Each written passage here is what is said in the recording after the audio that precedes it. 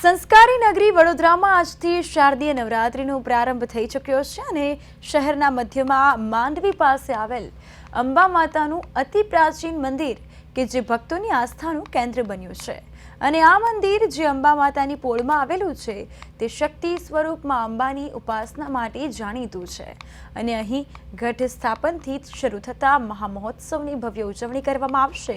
ખાસ વાત એ છે કે છેલ્લા 150 વર્ષથી આ મંદિર ખાતે ફક્ત પુરુષોના ગરબાનું આયોજન થાય છે જે વડોદરાના સૌથી જૂના ગરબા તરીકે ઓળખાય છે। પુરુષ ગાયક વૃંદ દ્વારા બાતીગળ ગરબા ગવાય છે અને દીપમાળા પર દીવડા પ્રગટાવી ઢોલક ત્રાસા અને મંજીરાના તાલે ભક્તો ગરબે ઘૂમે છે।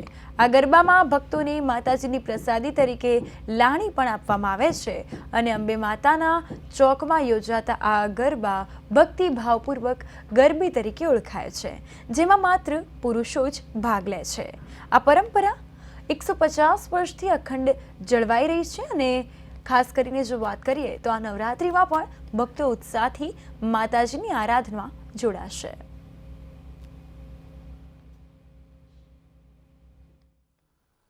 વડોદરામાં આપણે વર્ષો જૂનું પ્રાચીન મંદિર છે જે અંબામાનું મંદિર છે, બરાબર છે। અને આજે પહેલું નોરતું છે તો માનો આપણે એક ગરબો ગાવા માંગુ છું, બરાબર છે।